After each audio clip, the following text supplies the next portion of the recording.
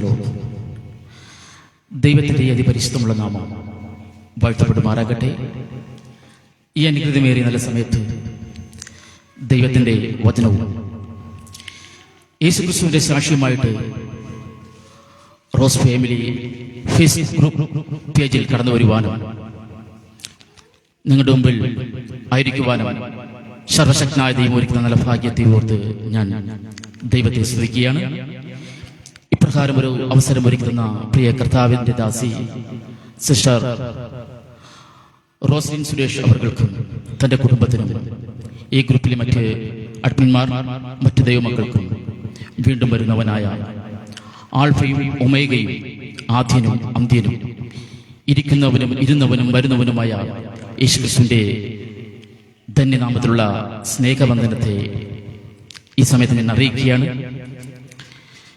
എന്റെ ശബ്ദം ലോകത്തിന്റെ വിവിധ ഭാഗങ്ങളിൽ നിന്നുകൊണ്ട് കേൾക്കുന്ന പ്രിയ ദൈവമക്കളെ, നാം ആരും ഇപ്പോൾ പരസ്പരം കാണുന്നില്ല. എന്നെ ഈ മാധ്യമത്തിൽ കൂടിയാണ് നിങ്ങൾ ഈ സമയം കണ്ടുകൊണ്ടിരിക്കുന്നത്, ദൈവവചനം ശ്രവിച്ചുകൊണ്ടിരിക്കുന്നത്. പക്ഷെ നമ്മെ കാണുന്ന, നമ്മെ അറിയുന്ന ഒരു കർത്താവ് ഈ നിമിഷമുണ്ട്. ആകയാൽ ഈ നിമിഷം വളരെ പ്രാർത്ഥനയോട് ദൈവസന്നിധിയിലായിരിക്കുവാൻ യേശുക്രിസ്തുവിന്റെ നാമത്തിൽ ഞാൻ നിങ്ങളെ ആഹ്വാനം ചെയ്യുകയാണ്. ചില മിനിറ്റുകൾ മാത്രമാണ് അവൻ ദൈവജനത്തിൽ സംസാരിച്ചിട്ട് ഞാൻ പ്രാർത്ഥിച്ചിരിക്കുവാൻ ആഗ്രഹിക്കുന്നു. ശാരീരികമായി ചില ബുദ്ധിമുട്ടുകൾ ഉള്ളതുകൊണ്ട് മാത്രമാണ്.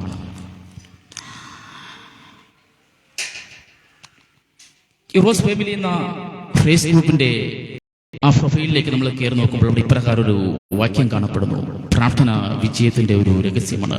പ്രാർത്ഥന സ്വർഗം തുറക്കുന്ന ഒരു താക്കോലെന്നാണ്. പ്രാർത്ഥിക്കുന്ന ഒത്തിരി സമൂഹം നമ്മുടെ ചുറ്റിലുമുണ്ട്. പലരും പ്രാർത്ഥിക്കാനുണ്ട്. കള്ളനും പ്രാർത്ഥിക്കും, കൊള്ളക്കാരനും പ്രാർത്ഥിക്കും. എന്നെ ആരും കാണല്ലേ, എന്നെ പിടിക്കപ്പെടല്ലേ എന്ന് അവൻ ഹൃദയത്തിൽ പ്രാർത്ഥനയുണ്ട്. ചിലയിടങ്ങളിലൊക്കെ ഞാൻ പറയാറുണ്ട്, ശവപ്പെട്ടിക്കാരനും പ്രാർത്ഥിക്കാറുണ്ട്. കാരണം ആരുടെ കയ്യിൽ നിൽക്കുകയോ പലിശയ്ക്ക് കുറച്ച് പണം വാങ്ങി ചിലരെ കൂട്ടി വരുത്തി ഒരു നല്ലൊരു മരം വാങ്ങി അതിനെ മുറിച്ചു, അതിനെ ഭാഗപ്പെടുത്തിയെടുത്ത് നല്ലൊരു ശവപ്പെട്ടി ഉണ്ടാക്കി തയ്യാറാക്കി വെച്ചിരിക്കുകയാണ്. അതൊന്ന് വിറ്റുപോയാൽ മാത്രമേ അദ്ദേഹത്തിന്റെ പിന്നിലുള്ള ബാക്കി കാര്യങ്ങളൊക്കെയും നടത്താൻ കഴിയൂ. അതുകൊണ്ട് അദ്ദേഹത്തിനും ഇത് ഒന്ന് വിൽക്കണമെന്നുള്ള ഒരു പ്രാർത്ഥന ഒരു പക്ഷേ അദ്ദേഹത്തിന്റെ ജീവിതത്തിലും കാണും. പ്രാർത്ഥിക്കുന്ന ഒരു സമൂഹം നമ്മുടെ ചുറ്റിലുമുണ്ട്. എല്ലാവരും പ്രാർത്ഥിക്കാറുണ്ട്, പല മതസ്ഥരും പ്രാർത്ഥിക്കാറുണ്ട്. എന്നാൽ ഒരു ദൈവവേദന്റെ പ്രാർത്ഥന എന്ന് പറയുന്നത് സ്വർഗം ചലിക്കുന്നതാണ്. അവന്റെ പ്രാർത്ഥനയെങ്കിൽ സ്വർഗം താണിറങ്ങി വരും. പ്രാർത്ഥന എന്നതിനെ ഒരു ഡെഫിനിഷൻ ഉണ്ട്. പിതാവായ ദൈവത്തോട് പുത്രനായ യേശുക്രിസ്തുവിന്റെ നാമത്തിൽ പരിശുദ്ധാത്മാവിൽ കഴിക്കുന്നതാണ് പ്രാർത്ഥന. ഈ നാളുകൾ നമ്മുടെ പ്രാർത്ഥന സ്വർഗം കേൾക്കുന്നുണ്ടോ എന്ന് നാം നമ്മെ തന്നെ ഒന്ന് പരിശോധിക്കേണ്ടത് വളരെ ആവശ്യമായിരിക്കുകയാണ്. വേദപുസ്തകത്തിൽ പ്രകാരം ഒരു വാക്യമുണ്ട്: ദുഷ്ടന്മാരുടെ യാഗം ദൈവത്തിന് പ്രസാദമല്ല, നീതിമാന്റെ പ്രാർത്ഥനയോ ദൈവം കേൾക്കുന്നു, അത് ദൈവം പ്രസാദിക്കുകയാണ്. അപ്പൊ നമ്മുടെ പ്രവർത്തികൾ, നമ്മുടെ ജീവിതത്തിന്റെ ആത്മീയത്തിന്റെ ഈ പോക്ക് എപ്രകാരമാണ്? ദൈവത്തിന് ഹിതമുള്ളതാണോ? ദൈവത്തിന് ഹിതമുള്ള ഒരു ജീവിത നിലവാരമാണ്, ഒരു ആത്മീയതയാണോ നമ്മുടെ ജീവിതത്തിൽ ഉണ്ടെങ്കിൽ നമ്മുടെ പ്രാർത്ഥനകൾക്ക് തീർച്ചയായും ദൈവം മറുപടി തരിക തന്നെ ചെയ്യും. അത് കേട്ടിട്ട്, ആ പ്രാർത്ഥന കേട്ടിട്ട് ദൈവം മൗനമായിരിക്കില്ല. എന്റെ ഭക്തൻ, എന്റെ മകൾ, എന്റെ മകൻ പ്രാർത്ഥിക്കുന്ന ആ വിഷയത്തിൽ ഞാൻ മറുപടി കൊടുക്കുന്ന ദൈവം വേഗത്തിൽ ഇറങ്ങി നമ്മുടെ അടുക്കൽ കടന്നു വരും. പ്രാർത്ഥിക്കുന്ന വ്യക്തിക്ക് ചില വ്യവസ്ഥകൾ ജീവിതത്തിൽ ഉണ്ട്. എപ്രകാരം പ്രാർത്ഥിക്കണം, എങ്ങനെയൊക്കെ പ്രാർത്ഥിക്കണം, തോന്നിയതുപോലെയൊക്കെ നടന്നു ജീവിച്ച് വന്ന് ദൈവത്തിൽ പ്രാർത്ഥിച്ചാൽ പ്രാർത്ഥനയ്ക്കൊന്നും ഫലമുണ്ടാകത്തില്ല. അപ്പോൾ പ്രാർത്ഥനാ ജീവിതമുള്ള ഒരു വ്യക്തിയായിട്ട് നാം ഈ നാളുകളിലൊക്കെ നാം മാറേണ്ടത് വളരെ ആവശ്യമായിരിക്കുന്നു. ഒരല്പം ചിന്തയ്ക്കായി ഒരു ചെറിയ വേദാംശത്തെ നിങ്ങളുടെ മുമ്പിൽ വെച്ചിട്ട് ഞാൻ ഇരിക്കുവാൻ ആഗ്രഹിക്കുന്നു. അതിനാധാരമായി എഫേസ്യരുടെ ലേഖനം 1-ാം അധ്യായം അതിന്റെ 18-19 വാക്യങ്ങൾ. എഫേസ്യരുടെ ലേഖനം 1-ാം അധ്യായം 18-19 വാക്യങ്ങൾ. അവന്റെ വിളിയാലുള്ള ആശ ഇന്നതെന്നും വിശുദ്ധന്മാരിൽ അവന്റെ അവകാശത്തിന്റെ മഹിമധനം ഇന്നതെന്നും അവന്റെ വല്ലഭത്തിൽ വ്യാപരത്താൽ വിശ്വസിക്കുന്ന നമുക്ക് വേണ്ടി വ്യാപരിക്കുന്ന അവന്റെ ശക്തിയുടെ അളവറ്റ വലിപ്പം ഇന്നതെന്ന് നിങ്ങൾ തിരിച്ചറിയേണ്ടതിനെ പ്രാർത്ഥിക്കുന്നു. ദൈവത്തിന്റെ ശക്തിയുടെ അളവറ്റ വലിപ്പം എന്നതെന്ന് നിങ്ങൾ തിരിച്ചറിയേണ്ടതിന്, നാം തിരിച്ചറിയേണ്ടതിനെ പ്രാർത്ഥിക്കുന്നു എന്നാണ് ഇവിടെ കാണപ്പെടുന്നത്. ഒരു നിമിഷം കണ്ണടയ്ക്കാം, ദൈവത്തോട് പ്രാർത്ഥിക്കാം. Praise the Lord. നിങ്ങൾ ഇരിക്കുന്ന സ്ഥാനത്ത്, ഇപ്പോൾ ഏതൊക്കെ സ്ഥാനത്താണോ നിങ്ങൾ ഇരിക്കുന്നത്, ആ ഇരിക്കുന്ന സ്ഥാനത്ത് ഇരുന്നുകൊണ്ട് ഒരു നിമിഷം ഹൃദയത്തിൽ പ്രാർത്ഥിച്ചാട്ട്, കർത്താവേ എന്റെ ഹൃദയത്തോട് ഈ നിമിഷം എന്നോട് ഇടപെടുമാറാകണമെന്ന് പ്രാർത്ഥിച്ചാട്ടെ. ഓ ജീസസ്, യേശുവിന്റെ നാമത്തിൽ ഹല്ലേലൂയ. പരിശുദ്ധനായ ദൈവമേ, സ്വർഗ്ഗീയ നല്ല പിതാവേ, ഈ നല്ല സമയത്തിനായ ദൈവമേ സ്തോത്രം ചെയ്യുന്നു. കർത്താവ് വായിക്കപ്പെട്ട വേദഭാഗം അവിടുത്തെ വക കർത്താവേ, വചനം സംസാരിച്ചടിയൻ വചനം കേൾക്കുന്ന ജനം അവിടുത്തെ വക ഏതൊക്കെ സ്ഥാനങ്ങളിൽ കൊണ്ടാണോ ഈ നിമിഷം വരെ വചനം ശ്രമിക്കുന്നു കർത്താവേ, പരിശുദ്ധാത്മാവിന്റെ സാന്നിധ്യം അവിടെ മേൽ ഇറങ്ങുമാറാകണമെന്ന് പ്രാർത്ഥിക്കുന്നു. ആരെങ്കിലും രോഗത്താൽ, ഭാരത്താൽ, വേദനയാൽ, നിരാശയാൽ, കണ്ണുനീരാൽ ആയിരുന്നു കൊണ്ടാണോ വചനം കേൾക്കുന്നു, ഈ നിമിഷം അവർക്ക് വിടുതലും ഒരു ആശ്വാസമായിട്ട് സംഭവിക്കട്ടെ എന്ന് പ്രാർത്ഥിക്കുന്നു. ദൈവകരത്തിൽ ഏൽപ്പിക്കുന്നു. കൃപ തോന്നി പ്രാർത്ഥനയ്ക്ക് നല്ല പിതാവേ, ആമേൻ. സ്തോത്രം. ഹല്ലേലൂയ. ലേഖനം 1-ാം അധ്യായം അതിന്റെ 18-ഉം 19-ഉം വാക്യമാണ് വായിക്കുവാൻ ഇടയായത്, കുറിവാക്യമായിട്ട്. അതിന്റെ അവസാനത്തെ വാക്യത്തിൽ ഇങ്ങനെ പറയുന്നു, അവന്റെ സ്തോത്രം വായിക്കുന്നുണ്ട്, വ്യാപാരത്തിൽ അവന്റെ ശക്തിയുടെ അളവും വലിപ്പവും ഇന്നതെന്ന് നിങ്ങൾ തിരിച്ചറിയേണ്ടതിനെ ഞാൻ പ്രാർത്ഥിക്കുന്നു. അപ്പൊ ദൈവത്തിന്റെ ശക്തിയുടെ വലിപ്പം, അതിന്റെ ആഴം, അതിന്റെ വലിപ്പം അത് നാം തിരിച്ചറിയേണ്ടതിന് പ്രാർത്ഥിക്കുന്നു എന്നാണ് ആ സെന്റൻസിന്റെ അവസാന ഭാഗത്ത് എഴുതപ്പെട്ടിരിക്കുന്നത്. ഈ എഫേസ്യർക്ക് എഴുതിയ ലേഖനം സ്തോത്രം ഒരു അനുഗ്രഹിക്കപ്പെട്ട ഒരു ലേഖനം തന്നെയാണ്. അപ്പോസ്തലനായ പൗലോസാണ് തന്നെയാണ് ലേഖനം എഴുതപ്പെട്ടിരിക്കുന്നത്. ലേഖനങ്ങളുടെ റാണി എന്നാണ് ആമേൻ ഈ ലേഖനത്തെ കുറിച്ച് വേദപണ്ഡിതന്മാർ ഒരേപോലെ അഭിപ്രായപ്പെടുന്നത്. ഇത് കാരാഗ്രഹ ലേഖനമെന്നാണ് ആമൻ ഇതിനെ പറയപ്പെടുന്നു. കാരണം കാരാഗ്രഹത്തിൽ വെച്ചാണ് ഈ ലേഖനം എഴുതപ്പെട്ടത്. ഇവിടെ വായിച്ച കുറിവാക്യത്തിൽ ഇപ്രകാരം പൗലോസ് സ്തോത്രം എഫെസോസിലെ വിശ്വാസികൾക്ക് ഒരു മറുപടി എഴുതിയ ഒരു കത്താണ് ഈ ലേഖനം ഈ വാക്യത്തിൽ ഇടയാകുന്നത്. കാരണം പൗലോസ് എഫെസോസിനായിരുന്നപ്പോൾ ഒരു അനുഗ്രഹിക്കപ്പെട്ട ഒരു സഭ, പരിശുദ്ധാത്മാവിൽ ആരാധിക്കുന്ന സഭ, വളരെ ആത്മീയ തീഷ്ണതയുള്ള സഭ എഫെസോസ് പട്ടണത്തിൽ ഉണ്ടായിരുന്നു. എന്നാൽ പൗലോസ് എഫെസോസ് പട്ടണത്തിൽ ഇപ്പോൾ ഇല്ല. അപ്പോസ്തല പ്രവൃത്തി 19-ാമത്തെ വാക്യത്തിൽ വായിക്കുമ്പോൾ, അവിടെ ചില ഭാഗങ്ങൾ വായിക്കുമ്പോൾ അവിടെ ഇങ്ങനെ കാണപ്പെടുന്നു, ഒരിക്കൽ പൗലോസ് എഫെസോസ് പട്ടണത്തിൽ കടന്നു വന്നു. എഫെസോസ് പട്ടണത്തിൽ കടന്നു വന്നിട്ട് ഇപ്രകാരം ഒരു സഭയിലേക്ക് താൻ കടന്നുപോയി. എന്റെ ഭാവനയിൽ ഞാൻ പറയുകയാണ്, സാധാരണ നമ്മുടെയൊക്കെ സഭകൾ ചില വിസിറ്റിന് വേണ്ടി ചില പാസ്റ്റർമാർ വരുന്നത് പോലെ ആ എഫെസോസ് ഒരു സഭയുണ്ടായിരുന്നു. ആ സഭയിൽ പൗലോസ് കടന്നുപോയി. ഏറ്റവും ബാക്കിൽ പോയി ഇരിക്കുകയായിരുന്നു. ഏറ്റവും പുറകുവശം ഇരുന്ന പൗലോസ് മുൻപിലോട്ട് വന്ന് ദൈവദാസനോട് ഒരു അനുവാദം ചോദിച്ചു. പാസ്റ്റർ, ഞാൻ ഇന്ന ഭാഗത്തുനിന്ന് വരുന്ന വ്യക്തിയാണ്, എനിക്ക് വചനം ശുശ്രൂഷിക്കാൻ അല്ലെങ്കിൽ എനിക്ക് സാക്ഷി പറയുവാൻ ഒരു അവസരത്തെ നൽകി തരണമെന്ന്. പൗലോസിന്റെ അഭ്യർത്ഥന മാനിച്ചുകൊണ്ട് ആ സഭാസ്ഥലം ദൈവദാസൻ എന്ത് ചെയ്തു? പൗലോസിന് അവസരം കൊടുത്തു. ഈ പറയുന്ന കാര്യങ്ങൾ അപ്പോസ്തല പ്രവൃത്തി 19-ാം വാക്യത്തിൽ എഴുതപ്പെട്ടിരിക്കുന്നു. ഞാൻ പറയുന്ന പോലെ എഴുതപ്പെട്ടിട്ടില്ല, എന്റെ ഭാവനയിൽ പറയുകയാണ്. ഈ കാര്യങ്ങൾ അവിടെ ഉള്ളടങ്ങിയിട്ടുണ്ട്. അപ്പൊ പൗലോസ് ഫ്രണ്ടിലോട്ട് കടന്നു വന്നിട്ട് ഒരു ചോദ്യം ചോദിക്കുന്നു. നിങ്ങൾ വിശ്വസിച്ച് പരിശുദ്ധാത്മാവിനെ നിങ്ങൾ പ്രാപിച്ചു? അപ്പോഴാണ് സഭയിലെ പാസ്റ്റർ ഉൾപ്പെടെ എല്ലാവരും ഒരേ ശബ്ദത്തിൽ പറയുകയാണ്, അത് ഉണ്ടെന്ന് പോലും ഞങ്ങൾ ഇതുവരെ അറിഞ്ഞിട്ടില്ല, ഞങ്ങൾക്ക് അറിയില്ല. ഇന്ന് ലോകത്ത് വിവിധ സഭകളുണ്ട്, പല പേരിൽ അറിയപ്പെടുന്ന സഭകളുണ്ട്. പക്ഷെ പരിശുദ്ധാത്മാവിൽ ആരാധനയുള്ള, പരിശുദ്ധാത്മാവിൽ ശുശ്രൂഷയുള്ള ഒരു ആത്മീയ ആരാധന നടക്കുന്ന സഭകൾ എത്രയുണ്ട്? പൗലോസ് ചോദിക്കും, നിങ്ങളുടെ ആരാധന ഏത് നിലവാരത്തിലാണ്? നിങ്ങൾ അഭിഷേകം പ്രാപിച്ചവരാണോ? പരിശുദ്ധാത്മാവിലുള്ള ആരാധനയാണോ എന്ന് സ്തോത്രം പൗലോസ് അവിടെ ചോദിക്കുന്ന ചോദ്യത്തിന് അവര് മറുപടി പറയുകയാണ്, പരിശുദ്ധാത്മാവ് ഉണ്ടെന്ന് പോലും ഞങ്ങൾക്ക് അറിയത്തില്ല. കാരണം സഭ നടത്തുന്ന ദൈവദാസന് പോലും ഇല്ല, അദ്ദേഹം പോലും അവിടെ പഠിപ്പിക്കുന്നില്ല, അദ്ദേഹത്തിന് പോലും അതെന്തെന്ന് അറിയാത്ത ഒരു സമയമായിരുന്നു അത്. പൗലോസ് അവിടെ തിരിച്ച് ചോദിക്കുന്ന ചോദ്യമുണ്ട്, നിങ്ങൾ എടുത്ത സ്നാനം ഏതാണ്? അവർ പറഞ്ഞു. അപ്രകാരം വീണ്ടും അവരെ എന്ത് ചെയ്തു? പൗലോസ് സ്നാനപ്പെടുത്തി. അങ്ങനെ പൗലോസ് സ്നാനപ്പെടുത്തിയിട്ട് അവിടെ അവർക്ക് വേണ്ടി പ്രാർത്ഥിക്കാൻ അവിടെ തലമുറയിലൊക്കെയും കൈവച്ച് അവർക്ക് വേണ്ടി പ്രാർത്ഥിച്ചപ്പോൾ അവിടെ മേൽ പരിശുദ്ധാത്മാവിന്റെ അഭിഷേകം ഇറങ്ങി വന്നു. അവർ പരിശുദ്ധാത്മാവിന്റെ അഭിഷേകം പ്രാപിച്ച ആ ദൈവസഭ വളരുവാൻ തുടങ്ങി. അവർ അനുഗ്രഹം പ്രാപിക്കുവാൻ തുടങ്ങി. അവിടെ കൃപാവരങ്ങൾ പെരുകുവാൻ തുടങ്ങി. ആത്മാക്കൾ ധാരാളം സഭയിലേക്ക് കടന്നു വരുവാൻ തുടങ്ങി. അങ്ങനെ ഇരിക്കുമ്പോൾ ഒരു നാൾ പൗലോസ് ആ സഭ വിട്ട് യാത്ര തിരിക്കേണ്ട സാഹചര്യം തന്റെ ജീവിതത്തിൽ കടന്നു വന്നു. ഇപ്പോൾ ആ സഭയിൽ, ഈ പരിശുദ്ധാത്മാവിനെ ആരാധിക്കുന്ന സഭയിൽ ഇപ്പൊ പൗലോസ് ഇല്ല. പൗലോസ് സ്ഥലം മാറിപ്പോയി. ഇപ്പൊ പൗലോസ് കിടക്കുന്നത് കാരാഗ്രഹത്തിന്റെ അകത്താണ്. ആ കാരാഗ്രഹത്തിന്റെ അകത്ത് പൗലോസ് അകപ്പെട്ടുപോയി.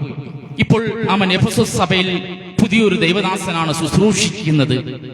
അങ്ങനെ ഇരിക്കുന്ന കാലഘട്ടത്തിൽ എഫെസോസ് പട്ടണത്തിൽ അർത്തമീസ് എന്ന് പറയുന്ന ഒരു ദേവി, അതിന്റെ പേരിൽ ഒരു വലിയ ക്ഷേത്രം പണിയപ്പെട്ടു. ഈ പുരാതന കാലത്തിലെ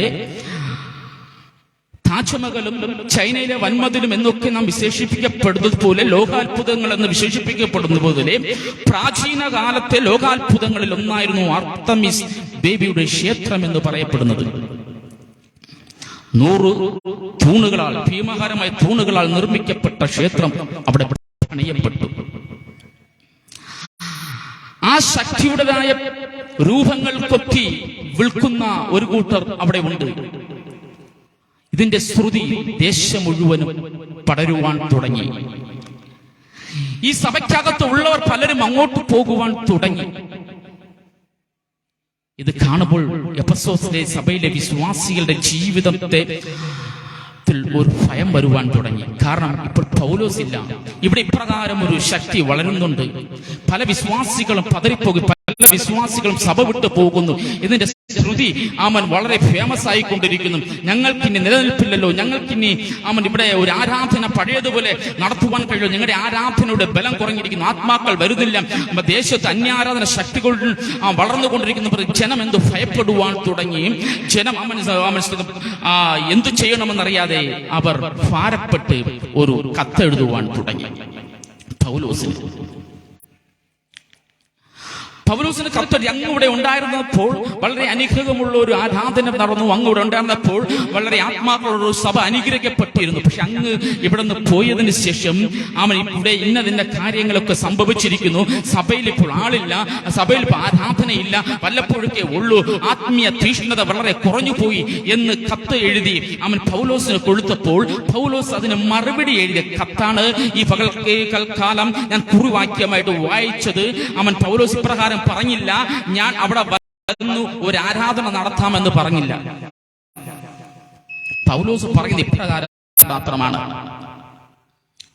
നിങ്ങൾ പ്രാപിച്ചിരിക്കുന്ന ദൈവശക്തിയുടെ ആ വലിപ്പം എന്നത് നിങ്ങളൊന്ന് തിരിച്ചറിഞ്ഞിരുന്നുവെങ്കിൽ ഈ പ്രശ്നങ്ങളുടെ ഈ പ്രതികൂലത്തിന്റെയും മധ്യേ നിങ്ങൾ ഭയപ്പെട്ടു പോകത്തില്ല. പലപ്പോഴും നമ്മുടെ ജീവിതത്തിന് ഇപ്രകാരമാണ് സ്തോത്രം. ഒരു പ്രശ്നങ്ങൾ നമ്മുടെ ജീവിതത്തിൽ കടന്നു വരുമ്പോൾ, ഒരു രോഗങ്ങൾ കടന്നു വരുമ്പോൾ, ഏതെങ്കിലും പ്രതികൂലങ്ങൾ നമ്മെ കടന്നു വരുമ്പോൾ നാം ഭയപ്പെട്ടു പോകുന്നു. നാം എന്ന് ദൈവദാസന്മാരെയും പ്രവാചകന്മാരെയും തേടി നടക്കുന്നു, കിലോമീറ്ററുകൾ ഓടി നടക്കുന്നു. എവിടെ ദൈവദാസനുണ്ട്, പ്രവാചകൻ എവിടെയുണ്ടെന്ന് നമ്മൾ തേടി നടക്കുന്നു. പൗലോസ് അവരോട് പറഞ്ഞത് എന്താണ്? ഇപ്രകാരം: നിങ്ങളിൽ മേൽ വ്യാപരിക്കുന്ന, നിങ്ങൾ പ്രാപിച്ചിരിക്കുന്ന അഭിഷേകത്തിന്റെ ശക്തി എന്തെന്ന് നിങ്ങൾ തിരിച്ചറിഞ്ഞിരുന്നുവെങ്കിൽ, പ്രശ്നം നിങ്ങളുടെ മുമ്പിൽ വരുമ്പോൾ, രോഗം നിങ്ങളുടെ മുമ്പിൽ വരും, ഈ പ്രതികൂലം നിങ്ങളുടെ മുമ്പിൽ വരുമ്പോൾ നിങ്ങൾ എന്ത് ചെയ്യും? അവിടെ മുട്ടുമടക്കി നിങ്ങൾ പ്രാർത്ഥിക്കുമായിരുന്നു. പൗലോസ് പറഞ്ഞു, നിങ്ങളിൽ വ്യാപരിക്കുന്ന അഭിഷേകത്തിന്റെ ശക്തി നിങ്ങളൊന്ന് തിരിച്ചറിയാൻ വേണ്ടി ഞാൻ പ്രാർത്ഥിക്കാൻ പോകുകയാണ്. ഞാൻ അവിടെ കടന്നത് നിങ്ങളുടെ തലയിൽ കൈവച്ച് പ്രാർത്ഥിക്കാമെന്നല്ല, ഞാൻ ദൂത് പറയാൻ വേണ്ടി ഞാൻ വരാമെന്നല്ല പറഞ്ഞത്. മറിച്ച് പൗലോസ് പറഞ്ഞത്, ഞാൻ നിങ്ങൾ വേണ്ടി പ്രാർത്ഥിക്കും. നിങ്ങൾക്കൊരു തിരിച്ചറിവുണ്ട്, നിങ്ങൾ സ്തോത്രം ആർക്കും എതിർത്ത് തോൽപ്പിക്കാൻ കഴിയാത്ത ശക്തിയും പരാക്രമമുള്ള ദൈവത്തിന്റെ കൃപ പ്രാപിച്ചിട്ട്, ആ ദൈവത്തിന്റെ അഭിഷേകം പ്രാപിച്ചിട്ട്, ആ ദൈവത്തെ ആരാധിച്ചിട്ട്, ആ ദൈവത്തിന്റെ മക്കളായി നിന്നുകൊണ്ട് ഈ പ്രതികൂലത്തെ കണ്ട്, പ്രശ്നത്തെ കണ്ട് നിങ്ങൾ ഭയപ്പെടുന്നുണ്ടോ? അപ്പോൾ നിങ്ങൾ പ്രാപിച്ചിരിക്കുന്ന, നിങ്ങൾ പ്രാപിച്ച ആത്മാവ് ഏതെന്ന് സ്വയം ഒന്ന് പരിശോധിക്കണം. അതുകൊണ്ട് പൗലോസ് പറയും, നിങ്ങളിൽ വ്യാപരിക്കുന്ന അഭിഷേകത്തിന്റെ ശക്തി എന്തെന്ന് നിങ്ങൾക്കൊന്നൊരു ബോധം ഉണ്ടാകണം, തിരിച്ചറിയാൻ. അതിനുവേണ്ടി ഞാൻ ഈ നിമിഷം പ്രാർത്ഥിക്കാൻ പോകുകയാണ്. കാട്ടിൽ കസ്തൂരിയുടെ മണം ഒത്തിരി കടന്നു വരും. കസ്തൂരിയുടെ മണം കാട്ടിൽ ഇങ്ങനെ ഒത്തിരി കടന്നു വരുമ്പോൾ മാൻ എന്ത് ചെയ്യും? കാട് മുഴുവനും കിടന്ന് ഓടും. എവിടെന്നാ മണം വരുന്നത്, എവിടെന്നാ മണം വരുന്നത്, എവിടെന്നാ മണം വരുന്നത്? കാട് മുഴുവനും ഈ മാൻകുട്ടി കിടന്ന് ഓടും. പക്ഷേ ആ മാൻകുട്ടി ഒന്ന് തന്റെ ശരീരത്തിലേക്കൊന്ന് തിരിഞ്ഞു നോക്കിയാൽ അതിന് മനസ്സിലാകും, ഈ മണം ഉൽപ്പാദിക്കുന്നത് തന്റെ ശരീരത്തിൽ നിന്നാണ്. ഇതുപോലെയാണ് ഇന്നും പല ദൈവമക്കളും അഭിഷേകം പ്രാപിച്ചവർ, കൃപ പ്രാപിച്ചവർ, ദൈവശക്തി പ്രാപിച്ചവർ പ്രശ്നവും പ്രതികൂലവും മടങ്ങുമ്പോൾ ദൈവസന്നിധിയിൽ മുട്ടുമടക്കാതെ പ്രവാചകന്മാരെയും രോഗശാന്തി വരപ്രാപ്തന്മാരെയും തേടി തേടി അവൻ പോകുക, ഉള്ള സമ്പാദ്യം മുഴുവനും അവിടെ കൊണ്ട് ഇട്ടുകൊടുക്കുക. ആ നിമിഷം നിങ്ങൾ ഒന്ന് വാതിലടച്ച് മുട്ടുമടക്കി ദൈവത്തോട് പ്രാർത്ഥിച്ചു നോക്കും. അഭിഷേകത്തിൽ ഒന്ന് ആരാധിച്ചു നോക്കും. ദൈവത്തിന്റെ പ്രവൃത്തി നിന്റെ മേൽ ഇറങ്ങാൻ പോകുന്നു. ദൈവം നിന്നെ വിടിവിക്കുമോ എന്ന് പൗലോസ് പറയുകയാണ്. നിങ്ങൾ പ്രാപിച്ചിരിക്കുന്ന ആ ശക്തിയുടെ അളവറ്റ നിങ്ങൾ തിരിച്ചറിയാൻ വേണ്ടി ഞാൻ പ്രാർത്ഥിക്കാൻ പോകുകയാണ്. എഫെസോസിലെ വിശ്വാസികൾ ആ ദൈവശക്തി തിരിച്ചറിഞ്ഞ് അവർ പ്രാപിച്ചിരിക്കുന്ന ശക്തിയുടെ വലിപ്പം ഒന്ന് തിരിച്ചറിയാം. പലപ്പോഴും നമ്മുടെ ജീവിതത്തിൽ തിരിച്ചറിയുവാൻ കഴിയുന്നില്ല. Price the Lord. ആനയ്ക്കും പലപ്പോഴും ആനയുടെ ശക്തി തിരിച്ചറിയാൻ കഴിയുന്നില്ല. സാധാരണ നമുക്ക് പറയും ആനയ്ക്ക് മതമിളകിയെന്ന്. ഞാൻ പറയും അങ്ങനെയല്ല. ആനയ്ക്ക് അപ്പോഴാണ് ബുദ്ധി ഉദിച്ചത്. Price the Lord. അപ്പോഴാണ് പലതിനെ കുടഞ്ഞെറിഞ്ഞ് അവന്റെ ശക്തിയുടെ വലിപ്പം കാണിക്കുന്നത്. Price the Lord. എന്നെ കേൾക്കുന്ന പ്രിയ ദൈവത്തിന്റെ പൈതലേ, നാം പ്രാപിച്ച ദൈവശക്തി ഈ നിമിഷം നമ്മൾ മനസ്സിലാക്കണം. നമ്മുടെ മുമ്പിൽ പല പ്രശ്നങ്ങളും തല ഉയർത്തിയിരിക്കാം, പല പ്രതികൂലങ്ങൾ കടന്നു വന്നിരിക്കാം. ആ സ്ഥാനത്ത് കൊണ്ടുവന്നു ദൈവസന്നിധിയിലൊന്ന് മുട്ടുമടക്കി പ്രാർത്ഥിക്കുവാൻ തയ്യാറാകുമ്പോൾ തന്നെ പ്രതികൂലങ്ങൾ നമ്മെ വിട്ട് കടന്നുപോകും. ഒരിക്കൽ വർഷങ്ങൾക്ക് മുമ്പ് ഞാനൊരു ദൈവദാസനെ പരിചയപ്പെട്ട് നമ്മൾ ഒരുമിച്ച് ഒരു ദൈവ കൺവെൻഷൻ സ്റ്റേജിലുണ്ടായിരുന്നു. അദ്ദേഹത്തിന് അറിയപ്പെടുന്ന പേര് തൊട്ടണ്ണ എന്നായിരുന്നു. ഇന്ന് അദ്ദേഹം ജീവിച്ചിരിപ്പുണ്ടെന്ന് അറിയില്ല. കർണാടകയിലായിരുന്നു. ഏകദേശം ഒരു 2005-6 കാലഘട്ടത്തിൽ ആ കാലഘട്ടത്തിൽ ആ ദൈവദാസനുമായിട്ട് 2 ദിവസം എനിക്ക് ആയിരിക്കുവാൻ ഭാഗ്യം ലഭിച്ചു. ആ ദൈവദാസന്റെ സാക്ഷ്യം എന്ന് പറഞ്ഞാൽ അധികം ദൈവവിലേക്ക് കടന്നു വരുന്ന മുമ്പ് അറിയപ്പെടുന്ന ഒരു മന്ത്രവാദിയാണ്. ദേശത്ത് എല്ലാവർക്കും ഭയമുള്ള ഒരു വ്യക്തിയായിരുന്നു ഈ തൊട്ടണ്ണ എന്നറിയപ്പെടുന്ന വ്യക്തി. ഒരു ദിവസം ഈ മന്ത്രവാദിയുടെ മുമ്പിൽ ഒരു സഹോദരൻ കടന്നു വന്ന് പറയുകയാണ്, അല്ലയോ മന്ത്രവാദി, ഞാനൊരു പെൺകുട്ടിയെ സ്നേഹിക്കുന്നുണ്ട്. അവളുടെ പേര് എലിസബത്ത് എന്നാണ്. ഏതെങ്കിലും വിധത്തിൽ അവളെ ഒന്ന് എനിക്ക് വശീകരിച്ച് തരണം. ഞാൻ ആവശ്യമുള്ള പ്രതിഫലം തന്നുകൊള്ളാമെന്ന് മന്ത്രവാദിയോടടുത്ത് അദ്ദേഹം പറഞ്ഞപ്പോൾ ആ സഹോദരന്റെ വാക്ക് അനുസരിച്ച മന്ത്രവാദി അർദ്ധരാത്രി സമയമായപ്പോൾ തന്റെ മാന്ത്രിക ക്രിയകൾ ചെയ്യുവാൻ തുടങ്ങി. തന്റെ മാന്ത്രിക ക്രിയകൾ ചെയ്ത് ഈ പെൺകുട്ടിയുടെ ഭവനത്തിലേക്ക് ഓരോ ശക്തികളെ പറഞ്ഞു വിടുവാൻ തുടങ്ങി. പോയ ശക്തി പോയതുപോലെ മടങ്ങി വരുവാൻ തുടങ്ങി, പോയതുപോലെ തിരിച്ചു വരുവാൻ തുടങ്ങി. മന്ത്രവാദികളുടെ മുമ്പിൽ വന്ന് ആ ശക്തി പറഞ്ഞു, ഞങ്ങൾക്ക് അകത്ത് കടക്കുവാൻ കഴിയുന്നില്ല, കാരണം അവിടെ ഒരു തീഗോളം കത്തി നിൽക്കുന്നതായിട്ട് കാണുന്നു. മന്ത്രവാദി തന്നിലുണ്ടായിരുന്ന താൻ ദൈവമെന്ന് നടിച്ച ഏറ്റവും വലിയ ശക്തി അവിടെ പറഞ്ഞു വിട്ടു. അത് പോയിട്ടും അത് പരാജയപ്പെട്ടിട്ട് എന്തോ മടങ്ങി മന്ത്രവാദിന്റെ മുമ്പിൽ വന്നപ്പോൾ അദ്ദേഹം അവിടെ നിന്ന്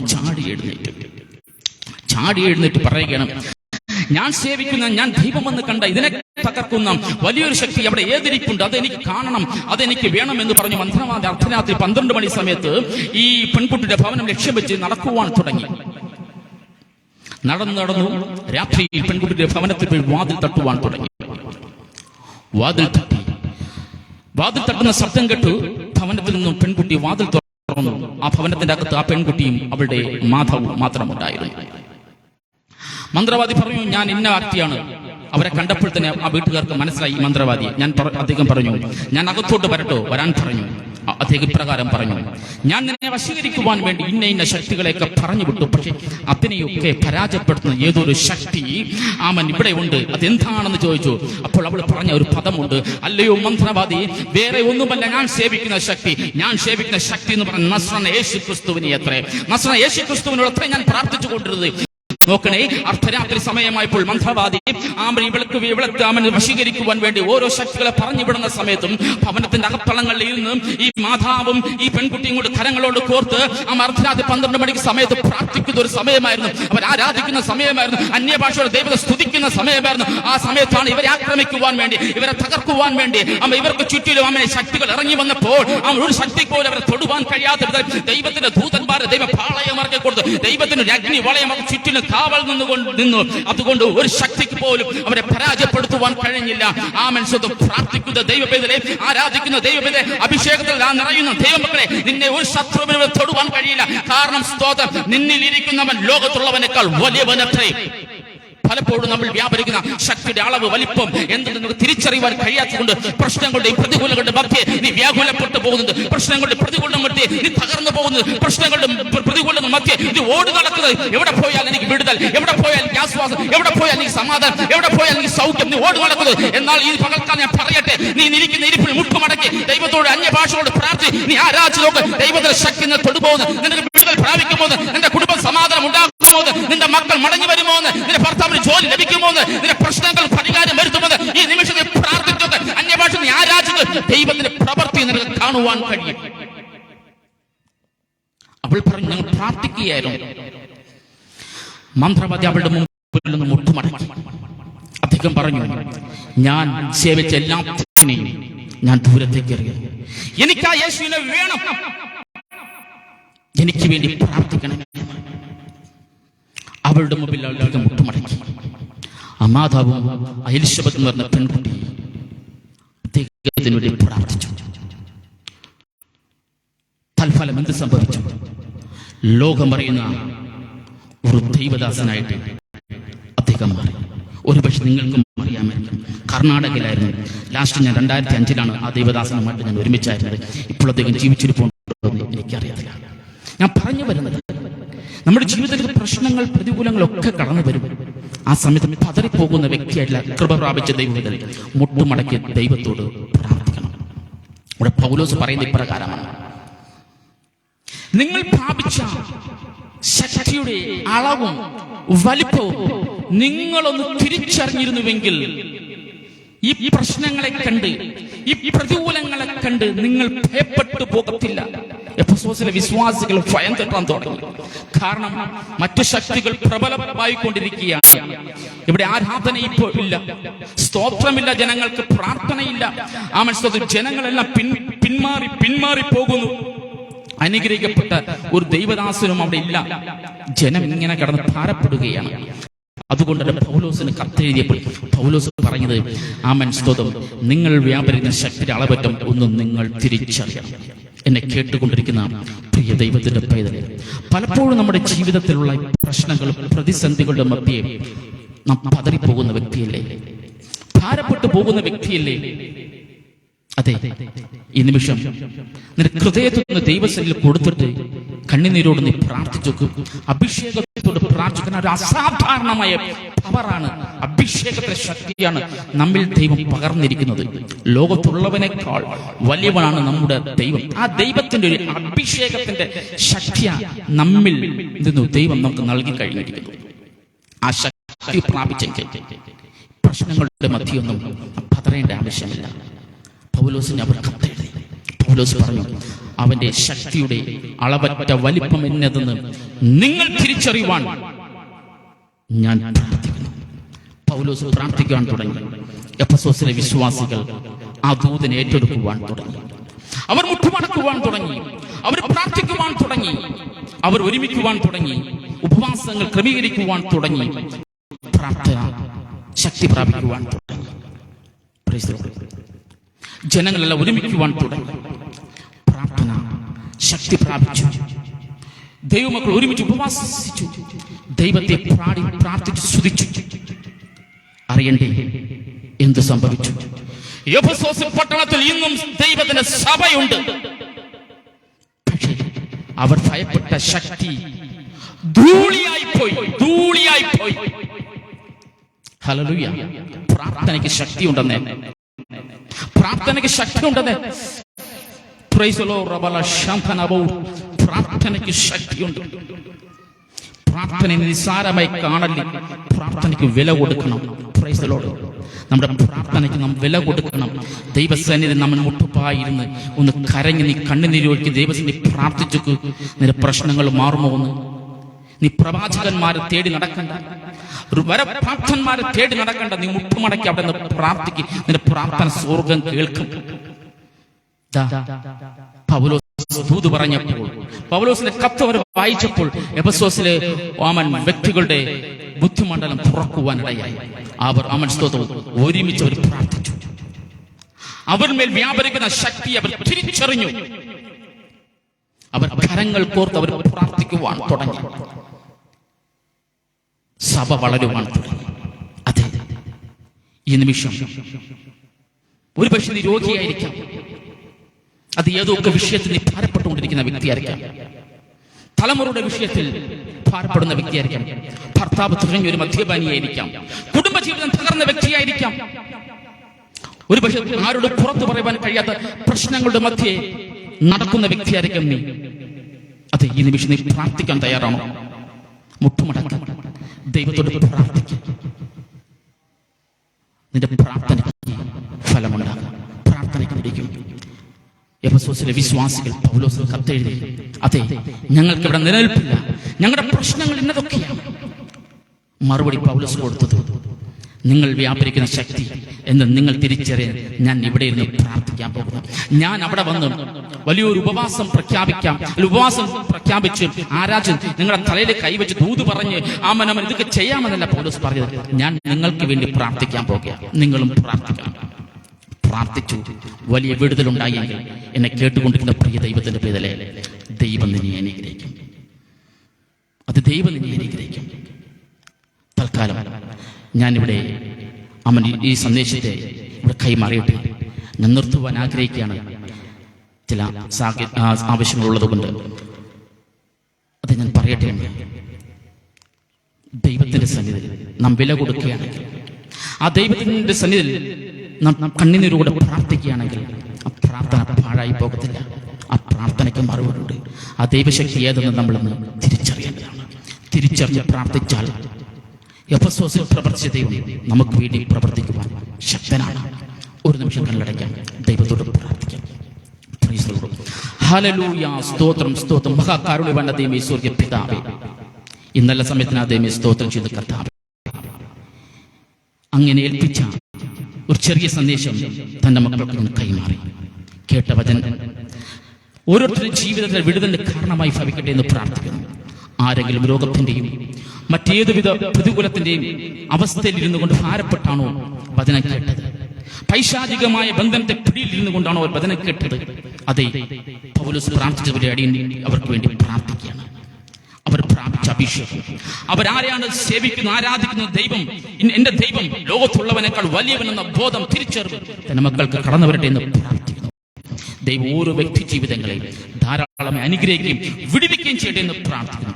ദൈവകരത്തിൽ ഏൽപ്പിക്കുന്നു. കൃപ നീ പ്രാർത്ഥനകൾ നല്ല പിതാവേ. ആമേൻ. ഹല്ലേലൂയ. Price the Lord.